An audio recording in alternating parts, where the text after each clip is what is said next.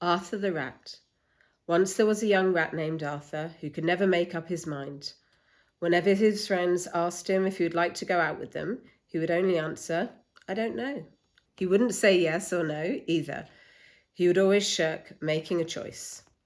His Aunt Helen said to him, "Now look here. No one is going to care for you if you carry on like this. You have no more mind than a blade of grass." One rainy day, the rats heard a great noise in the loft.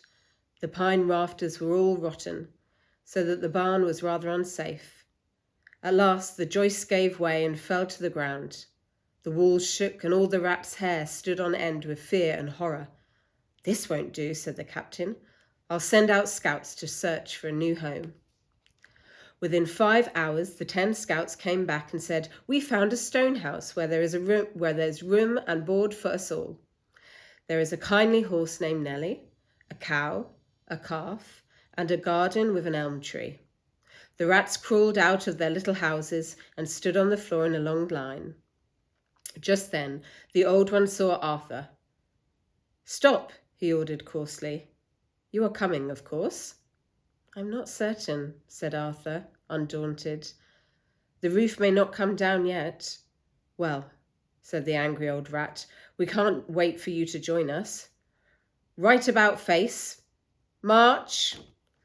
Arthur stood and watched them hurry away. "I think I'll go tomorrow," he calmly said to himself. "But then again, I don't know. It's so nice and snug here." That night there was a big crash. In the morning some men, with some boys and girls, rode up and looked at the barn. One of them moved aboard and he saw a young rat, quite dead, half in and half out of his hole. Thus the shirker got his due.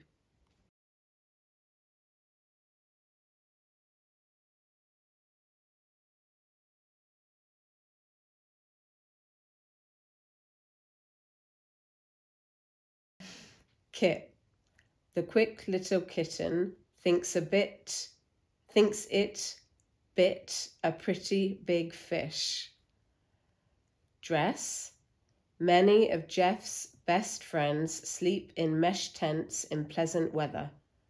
Trap. The harrowing black cat dashes at any man and lands on the pledged carriage. Lot. The honest swan stops and acknowledges the fox dodging the bothered wasp. Strut. Mother loves butter that comes from the southern countryside. Foot. The butcher should put the pudding in the wooden nook to cook. Bath.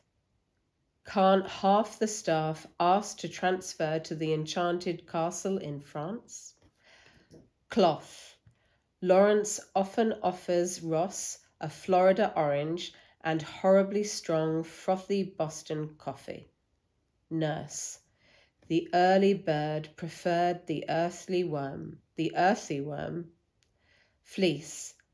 These unique machines teach people to speak and reason. Face. The raven waits until late day for the great wave to break. Palm. Father and Ma said to calm the facade in the Nevada Plaza.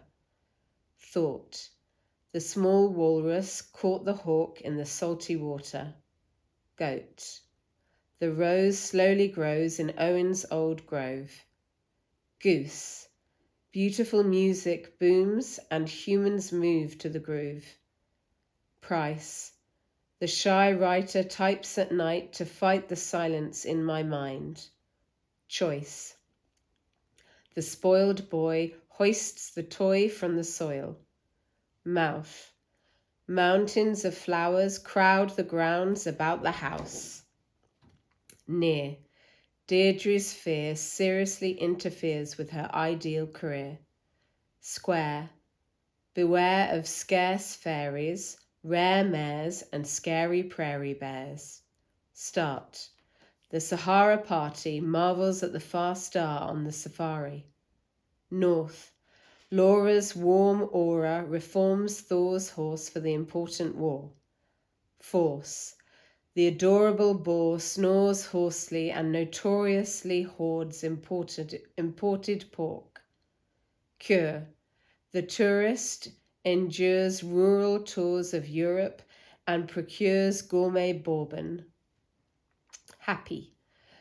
The coffee, salami, spaghetti and macaroni are ready. Letter. Sugar covers the tiger's whiskers. Comma. Bertha's and Cinderella's saga is a drama. R. Richard, Wilbur and Harry are running around the treacherous river. L. Linda and Ali push belly muscles laughing laboriously. NG. The singing mockingbird is swinging on the ring and dings the awning. TH. The thespians gather and breathe 3 authentic breaths together. H. Harry and Hilary happily harvest heaps of herbs behind the beehive. Yod, yeah.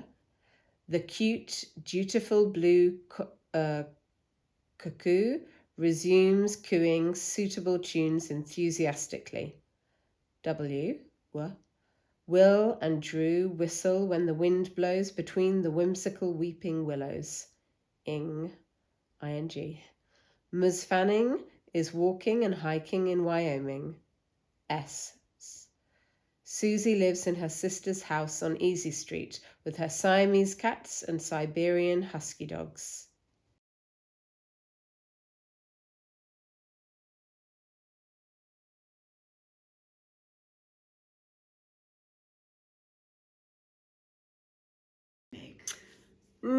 No, not immediately, unless they are familiar with what people sound like when they're from Luton or Luton, depending on how you want to pronounce it. I think my accent has really changed, has developed over time because of the actor training, and also because I was in a company with people from international actors. So there are quite a few, I've had quite a lot of influences, and my voice and my accent has changed over time. So I haven't got the accent that I would have had if I'd have just stayed in Luton. For me, the key feature of the Luton accent is the T dropping. So when you in the word Luton, someone from Luton would say, I can't help myself, would drop the T.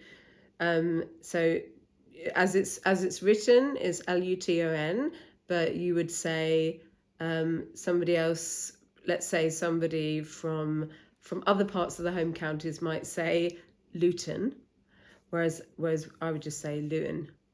Yeah, it drops. There's lots of tea, butter. Yeah, a bit butter. Yeah, a bit of butter. Yeah, you would drop or shorten the tea. Still do that? Well, I had a bit of rebelliousness about it. Like I think it was softened more, and when I went to drama school, I think it went a little bit more. Yeah, it just went closer to RP, because that's what we were trained in at the time. Not completely, like people had their own accents, but I think I moved slightly more towards RP, and we had like phonetics. We had lessons in phonetics and stuff. But I think since then I've moved back to a little bit more towards my Luton accent, because I just feel like there's a sense of reclaiming it again for me, even although I know I can't ever go, I wouldn't be able to go back to full on Luton, also because I feel like that was never me in the first place. Yeah, my granddad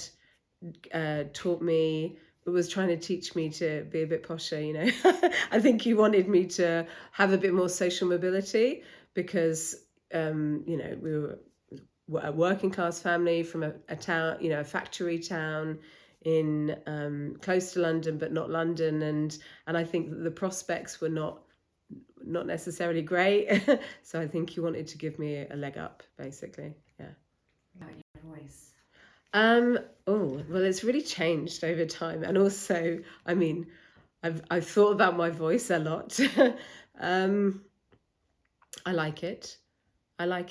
I think sometimes I get frustrated because I have asthma and I have allergies, and sometimes the resonance of my voice changes because of those things, or I become quite short in my breath, and I find that frustrating because my job is partly to be able to do stuff with my voice.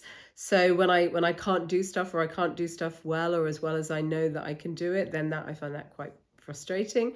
But I have a good relationship with my voice.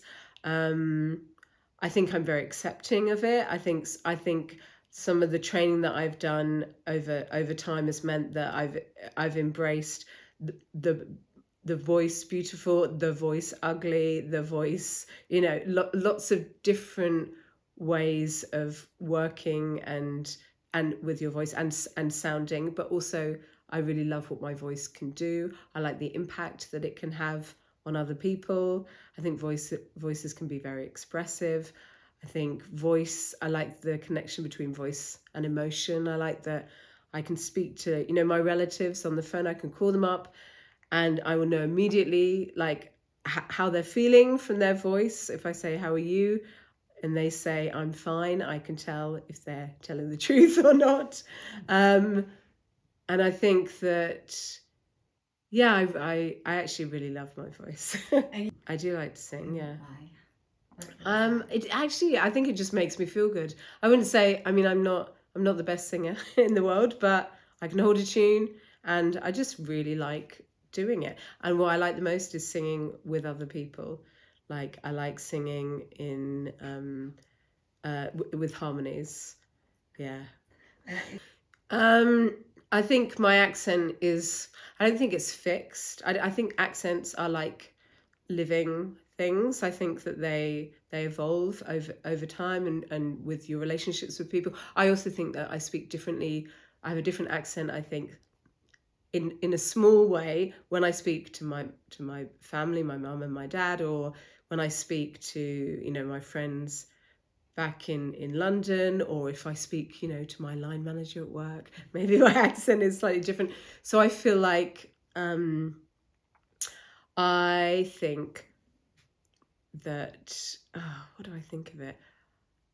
I think it's a living thing, and I'm happy to kind of go along with it, and just be interested without being too judgmental, but at the same time being interested, and maybe, I hope, a little thinking critically about it. Yes, I do. I think sometimes me and my sister have a similar tone to our voice and similar rhythms, and sometimes the way that we respond to things, like our vocalizations, are very similar, or the choice of words, like putting the word "like" in a lot, which I'm sure you can rewind and listen to again. So I think there are similarities, but there are also ways that I'm different, and certainly the actor training and the voice workers has made my voice distinct from other members of my family. So there's like a little connection, but it's not necessarily the same.